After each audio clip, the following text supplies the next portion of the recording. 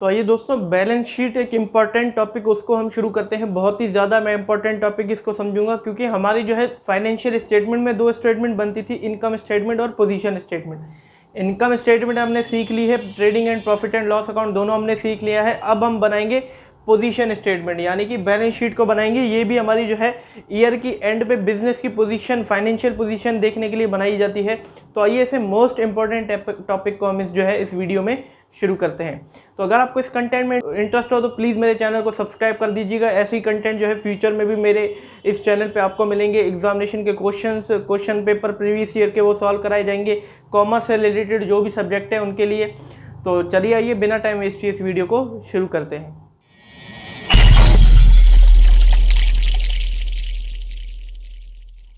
तो आइए दोस्तों, बैलेंस शीट को समझते हैं। सबसे पहले बैलेंस शीट को समझते हैं कि ये पोजीशन स्टेटमेंट यानी कि बैलेंस शीट होती क्या है।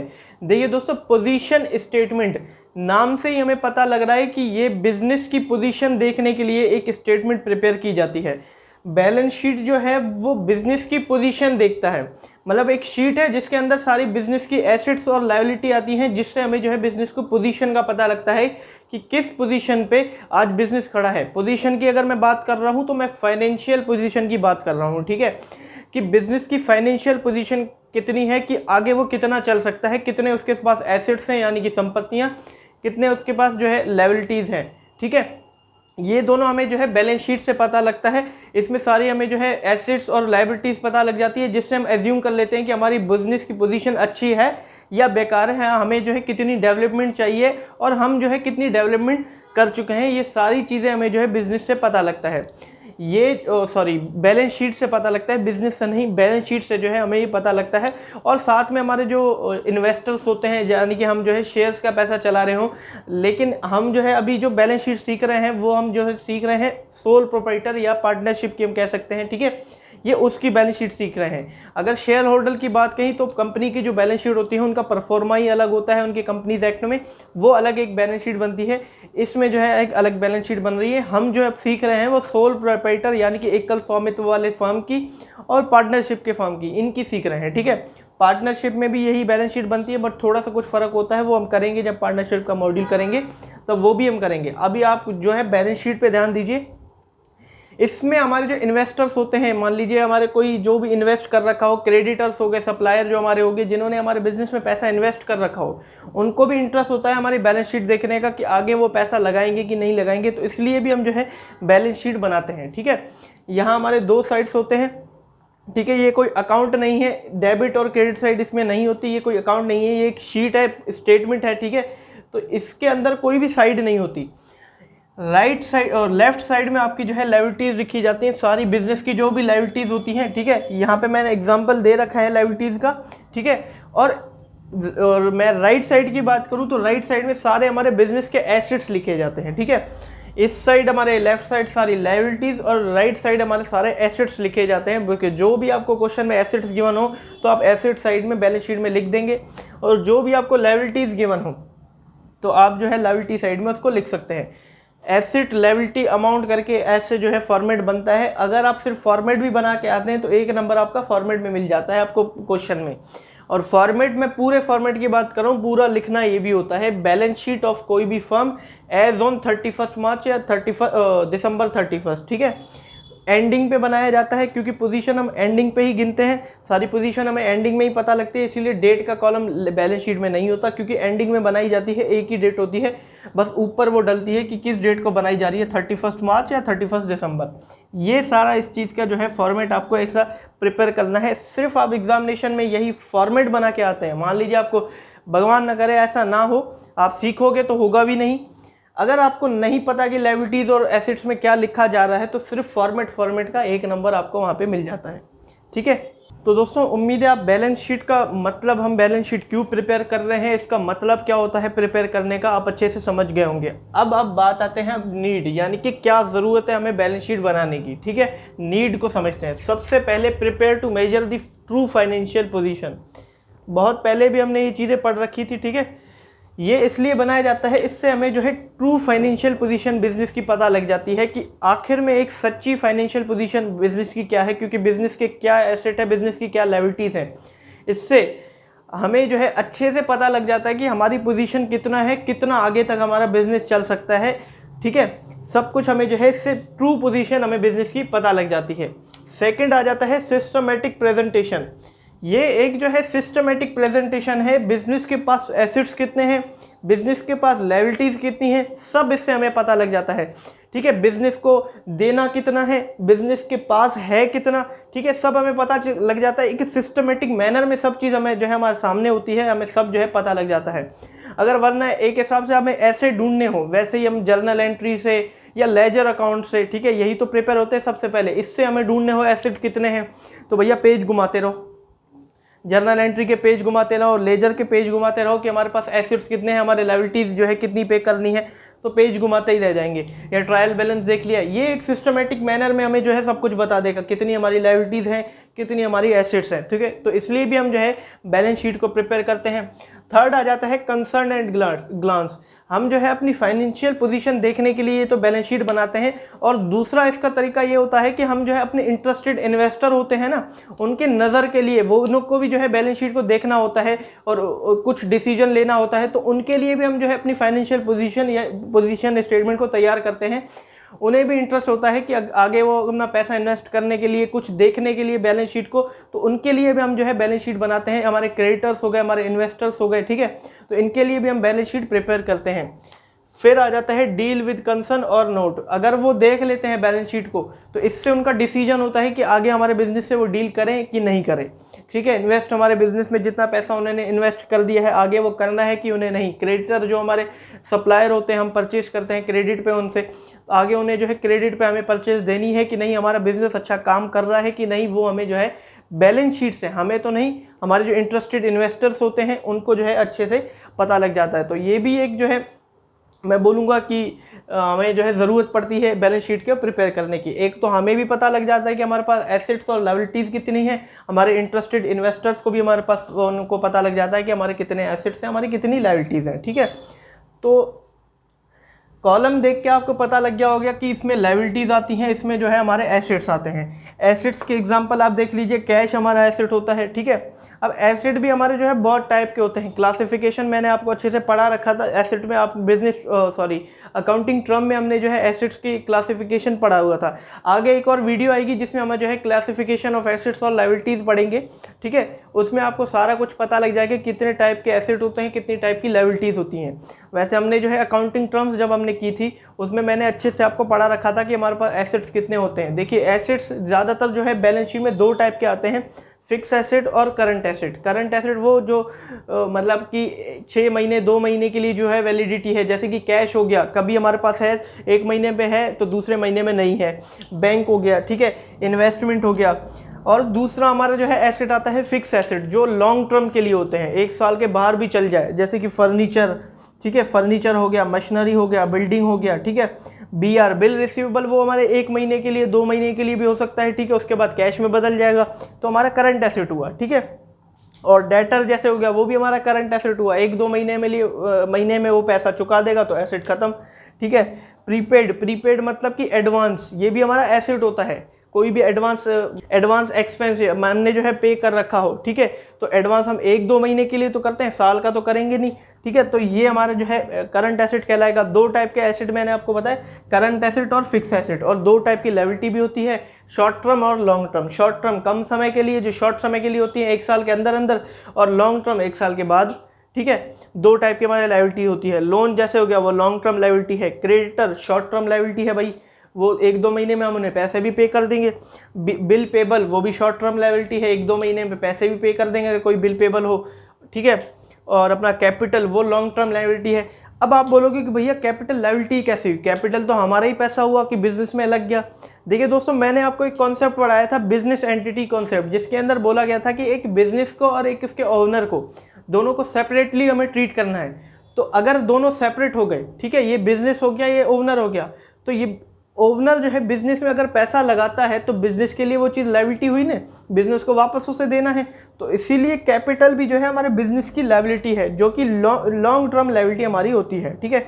बैंक ओवरड्राफ्ट ये शॉर्ट टर्म लायबिलिटी है, ठीक है, ने जो है एक्सेस विड्रॉ कर लिया, ये पहले से ही आपने अच्छे से पढ़ रखा है। बैंक ओवरड्राफ्ट हो गया, ठीक है। आउटस्टैंडिंग, हमने कोई खर्चा जो है आउटस्टैंडिंग हो गया, डेट आ गई, हमने पे नहीं किया, ठीक है, ये आपको पता होगा, तो ये भी हमारे जो है शॉर्ट टर्म लायबिलिटी है, हम जो है 1-2 महीने के अंदर पे कर देते हैं, तो ये हमारी लायबिलिटी खत्म हो जाती है, ठीक है।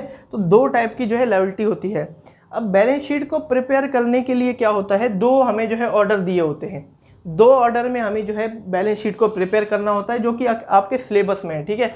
पहला हमारा आ जाता है लिक्विडिटी ऑर्डर में, दूसरा हमारा आ जाता है परमानेंसी ऑर्डर में।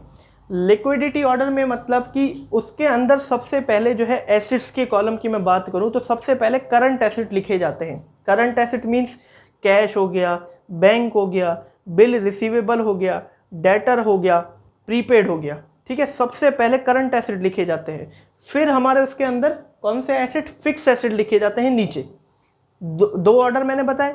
अब मैं जो बता रहा हूँ लिक्विडिटी ऑर्डर बता रहा हूँ, लिक्विडिटी ऑर्डर के अंदर मैं जो है एसेट्स की बात कर रहा हूँ, तो सबसे पहले करंट एसेट के एग्जांपल दे दिए, फिर बाद में लिखे जाएंगे फिक्स एसेट नीचे, करंट एसेट फिर फिक्स एसेट। फिक्स एसेट कौन से, इन्वेस्टमेंट, बिल्डिंग, मशीनरी जो 1 साल के बाद भी जो है हम यूज़ कर सकते हैं, फर्नीचर, ये आएंगे, ठीक है।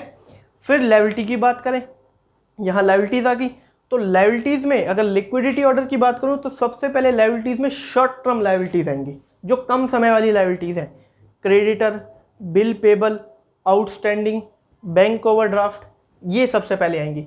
फिर आते हैं लॉन्ग टर्म पे, फिर नीचे जो है लॉन्ग टर्म लायबिलिटीज़ आएंगी, कैपिटल, लोन, ठीक है।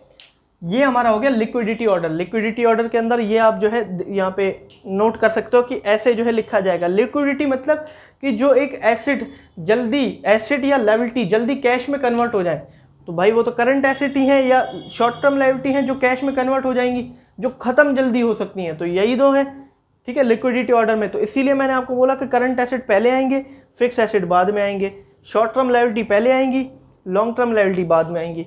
फिर दूसरे ऑर्डर की बात करें, परमानेंसी ऑर्डर, भाई इसका ही आप जो है वाइस वर्सा कर दो, लिक्विडिटी का vice versa, permanency order. Fix, यहाँ करंट एसेट पहले आते थे, यहाँ फिक्स एसेट पहले आएंगे, करंट एसेट बाद में आएंगे दूसरे ऑर्डर में, और वहाँ शॉर्ट टर्म लायबिलिटी पहले आती थी, यहाँ लॉन्ग टर्म लायबिलिटी पहले आएगी, शॉर्ट टर्म बाद में आएगी। 2 ऑर्डर से जो है हमारी बैलेंस शीट प्रिपेयर होती है, ठीक है, ठीक है। इन 2 ऑर्डर में हमारी जो है बैलेंस शीट प्रिपेयर होती है। एसेट्स और लायबिलिटी के एग्जाम्पल आपके पास हैं। मोस्टली जो भी बैलेंस शीट में क्वेश्चन दिए जाते हैं वो इन्हीं एसेट्स और इन्हीं लायबिलिटीज़ में से दिए जाते हैं, आपको बस उठा के लिखना होता है। इसमें क्वेश्चन दिया है, उठा के बस लिख दो एसेट को एसेट साइड में, लायबिलिटीज़ को लायबिलिटी साइड में। जो ऑर्डर में बोला हो, लिक्विडिटी में बोला हो तो करंट एसेट पहले, फिक्स एसेट बाद में, शॉर्ट टर्म लायबिलिटी पहले तो लॉन्ग टर्म लायबिलिटी बाद में। अगर परमानेंसी ऑर्डर बोला हो तो फिक्स एसेट पहले, करंट एसेट बाद में, लॉन्ग टर्म लायबिलिटी पहले, शॉर्ट टर्म लायबिलिटी बाद में, ठीक है। जो भी ऑर्डर बोला हो आपको लिख दो। अब ये लिक्विडिटी और परमानेंसी को समझाने के लिए, इन 2 ऑर्डर में बैलेंस शीट को समझाने के लिए मैं आपको जो है एक क्वेश्चन यूज़ कर रहा हूँ, जो कि है इलस्ट्रेशन 3। इनके अंदर हमें जो है दोनों ऑर्डर में बैलेंस शीट को प्रिपेयर करना है, तो दोनों ऑर्डर में हम जो है बैलेंस शीट को इसमें प्रिपेयर करते हैं, ठीक है। तो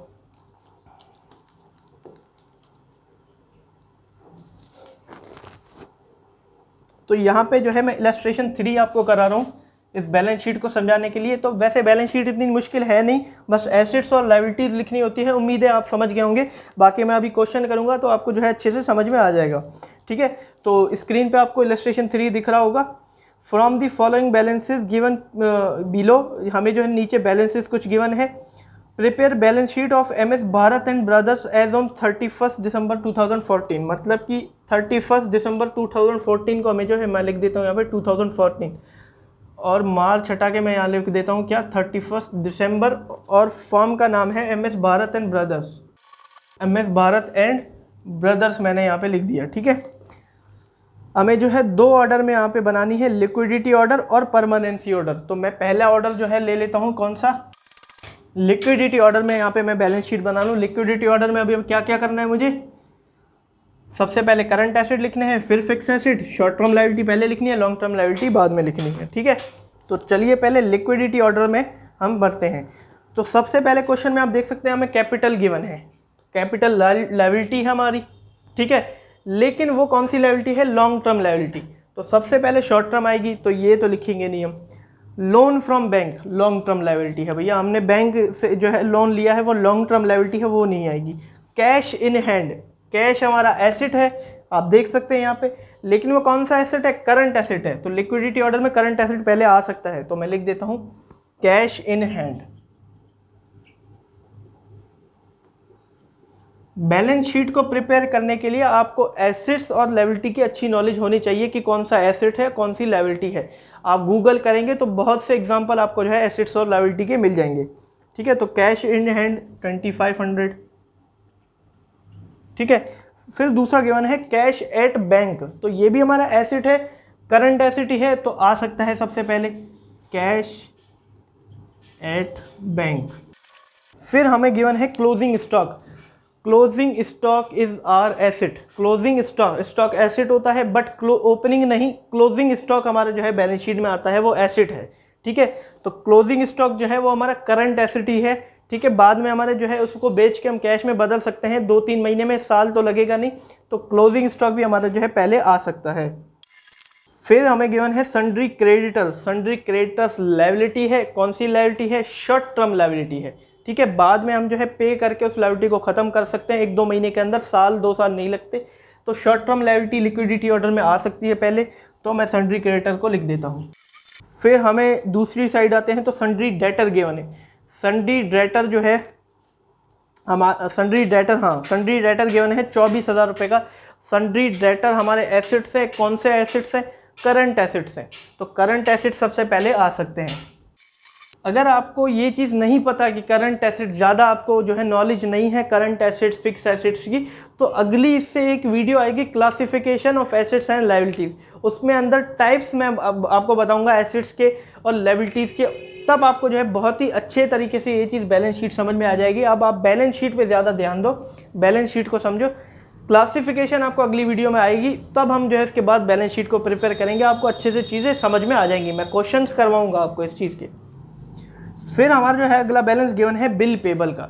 बिल पेबल हमारी लायबिलिटी होती है, कौन सी लायबिलिटी है, शॉर्ट टर्म लायबिलिटी है। ठीक है, इसको 1-2 महीने के अंदर पे करके, ऐसी 3-4 महीने का ही तो होता है bill payable, bill of exchange chapter कराया था आपको, तो हम जो है उसको कैश में बदल सकते हैं। तो लिक्विडिटी ऑर्डर में हम शॉर्ट टर्म भी जो है पहले लिख सकते हैं, तो मैं यहाँ पे लिख देता हूँ बिल पेबल।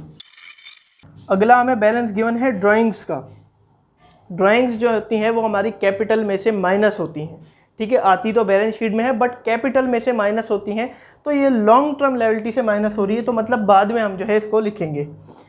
फिर हमें जो है बिल्डिंग गिवन है जो कि फिक्स एसेट है। ठीक है, अब करंट एसेट सारे खत्म हो गए, क्योंकि देख सकते हैं आगे कुछ ही बैलेंस गिवन है, नेट प्रॉफिट वगैरह हमें गिवन है। बिल्डिंग, फर्नीचर, इन्वेस्टमेंट, ये हमारे जो है फिक्स एसेट होते हैं। अब हम जो है फिक्स एसेट्स को लिख सकते हैं। ठीक है, तो बिल्डिंग हमें जो है गिवन है सबसे पहले, तो बिल्डिंग को जो है हम करंट एसेट के, हम नीचे बिल्डिंग को फिक्स एसेट आगे तो लिख सकते हैं। तो बिल्डिंग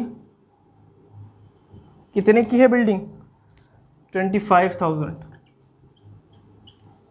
और यहाँ पे फर्नीचर गिवन है हमें, फर्नीचर 4,500 का गिवन है। इन्वेस्टमेंट गिवन है,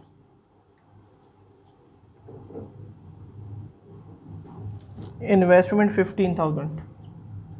ठीक है दोस्तों, आगे हमें जो है नेट प्रॉफिट गिवन है। मैंने आपको क्या बोला था, नेट प्रॉफिट जो है कैपिटल में ट्रांसफ़र होता है, मतलब कि कैपिटल में ऐड होता है, और नेट लॉस उससे माइनस होता है, तो ये कैपिटल में ऐड होगा, ये लॉन्ग टर्म लायबिलिटी में जो है ऐड होगा। अब हमारे सारे बैलेंसेस खत्म, बट कुछ हमने जो है लॉन्ग टर्म लायबिलिटीज छोड़ रखी थी। अब वो कौन कौन सी थी, कैपिटल हमने जो है छोड़ रखी थी, और लोन फ्रॉम बैंक जो है हमने छोड़ रखी थी।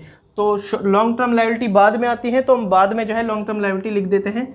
सबसे पहले हम जो है, मैं बैंक लिख देता हूँ, लोन फ्रॉम बैंक। तो लोन फ्रॉम बैंक में 20,000 मेरा अमाउंट है। ठीक है, फिर मेरा अमाउंट जो है वो कैपिटल का है,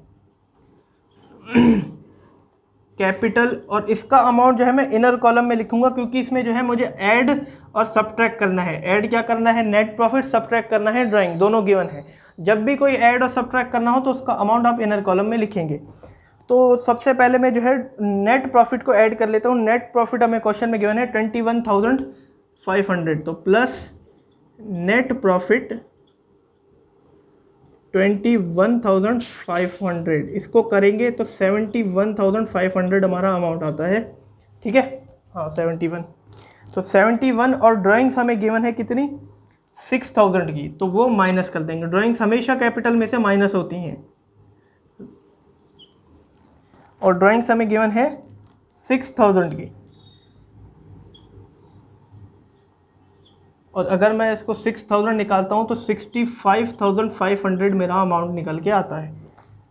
ठीक है, 65,500 मेरा अमाउंट निकल के आ गया। ठीक है दोस्तों, यहाँ पे मैंने लिक्विडिटी ऑर्डर में मैंने जो है बैलेंस शीट को प्रिपेयर कर लिया है। ठीक है दोस्तों, लिक्विडिटी ऑर्डर में यहाँ बैलेंस शीट प्रिपेयर हो चुकी है, और यहाँ आप देख सकते हैं ये सारे हमारे, देखिए यहाँ तक ये हमारे सारे करंट एसेट है, ठीक है, और ये सारे हमारे फिक्स एसेट है। ऐसे ही तो बोला था लिक्विडिटी ऑर्डर में, पहले करंट एसेट फिर फिक्स एसेट, तो मैंने पहले करंट एसेट फिर फिक्स एसेट। यहाँ देख सकते हो ये हमारी सारी जो है शॉर्ट टर्म लायबिलिटी है, ठीक है, और ये सारी हमारी कौन सी है, लॉन्ग टर्म लायबिलिटी है। ठीक है, तो पहले शॉर्ट टर्म फिर लॉन्ग टर्म मैंने लिख दी।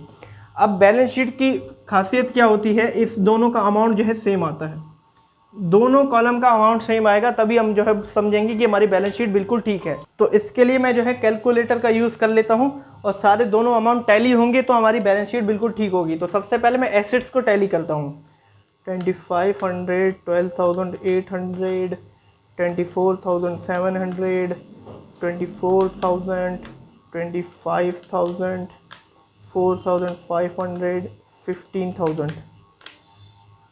तो मेरा जो आंसर आ रहा है वो आ रहा है यहाँ पे 1,08,500।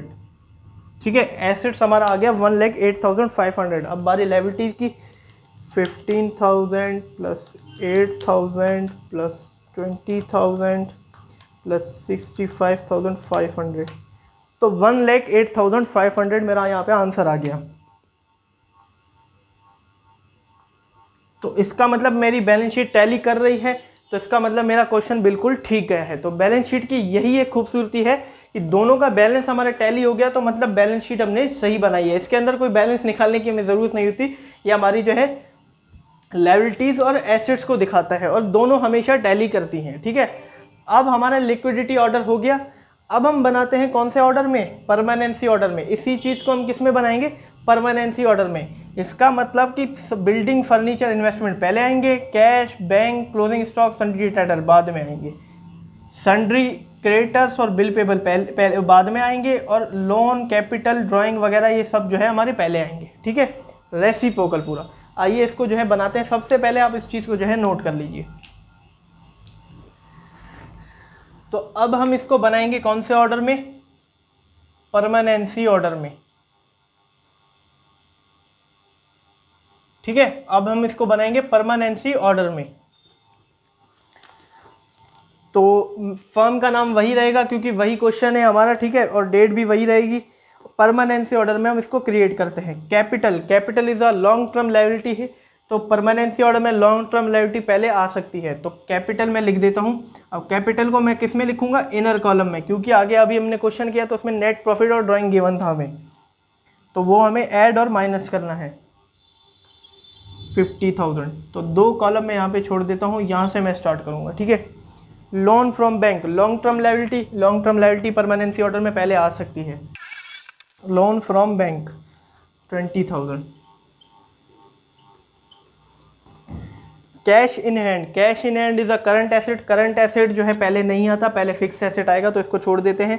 कैश बैंक वो भी करंट एसेट है, क्लोजिंग स्टॉक भी करंट एसेट है, वो भी नहीं आएगा। Sundry creditor is a short term liabilities, तो वो भी पहले नहीं आती, पहले हमारी जो है लॉन्ग टर्म लायबिलिटीज आती है परमानेंसी ऑर्डर के अंदर। तो सन्ड्री डेटर ये भी शॉर्ट टर्म एसेट है, और सॉरी करंट एसेट है, तो ये भी पहले नहीं आएंगी, पहले फिक्स एसेट आएगा। बिल पेबल ये भी जो है शॉर्ट टर्म लायबिलिटी है, वो भी पहले नहीं आएगी। आगे देख लेते हैं, कोई लॉन्ग टर्म हमें गिवन हो तो कर लेंगे। ड्राइंग्स वो कैपिटल में से माइनस होती हैं, तो माइनस ड्राइंग कर लेता हूँ मैं यहाँ पे पहले 6,000 है ना ड्राइंग, हाँ 6,000। तो यहाँ पे मेरा आंसर आता है 44,000।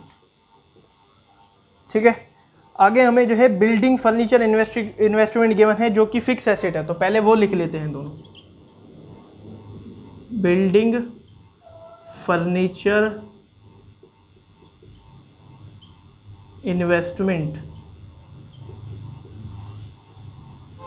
अमाउंट क्या है, बिल्डिंग 25,000, फर्नीचर 4500 और इन्वेस्टमेंट 15,000। ठीक है, आगे हमें नेट प्रॉफिट गिवन है, तो नेट प्रॉफिट कैपिटल में से प्लस होगा। कितने का है नेट प्रॉफिट,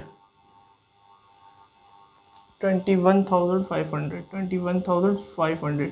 टोटल करोगे तो 65,500 नेट अमाउंट निकल के आ गया।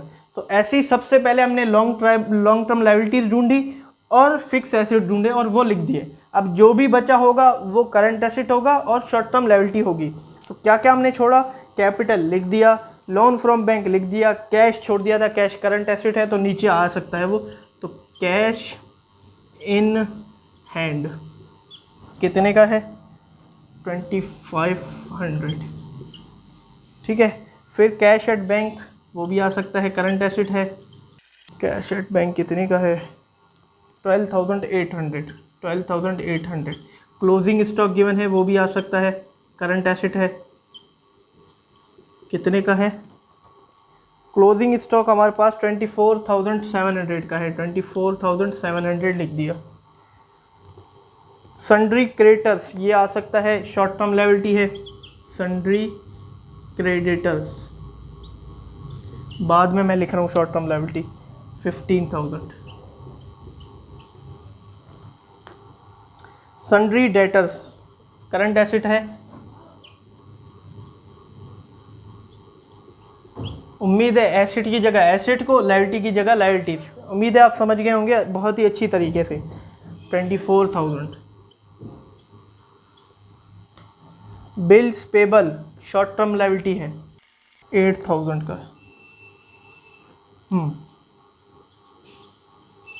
ठीक है, ड्राइंग हमने कर दिया, बिल्डिंग भी लिख दिया, फर्नीचर भी लिख दिया, इन्वेस्टमेंट भी लिख दिया, नेट प्रॉफिट भी हमने ऐड कर दिया। तो सारी की सारी बैलेंस शीट मैंने प्रिपेयर कर दी।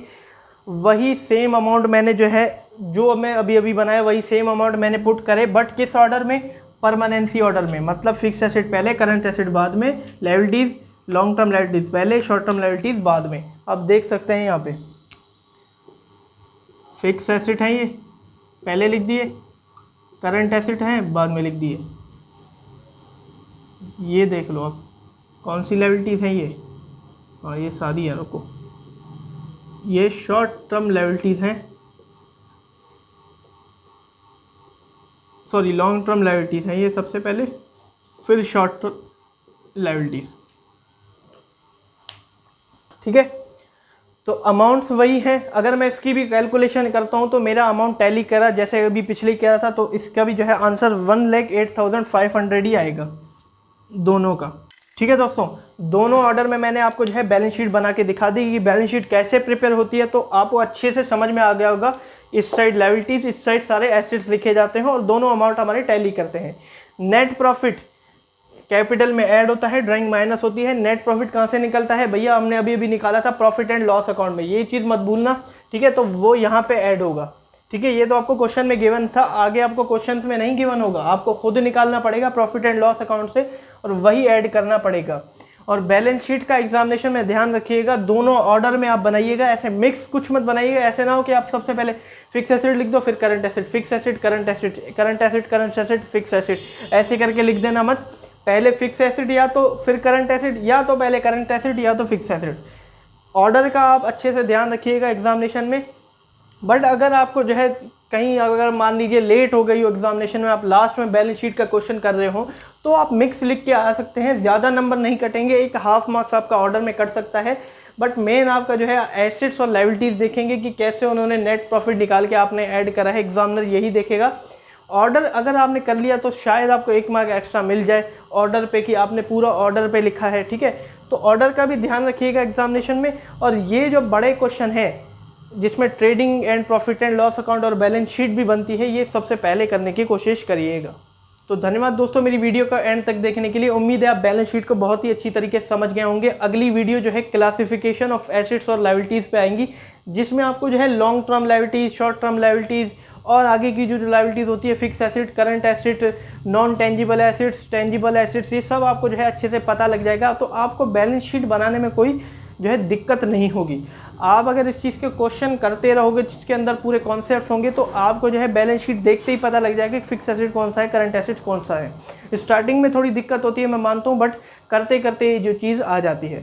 तो अगर आपको वीडियो अच्छी लगी हो तो प्लीज़ मेरी वीडियो को लाइक कीजिएगा, मेरे चैनल को सब्सक्राइब कर दीजिएगा, अपने फ्रेंड्स रिलेटिव के साथ शेयर कर दीजिएगा।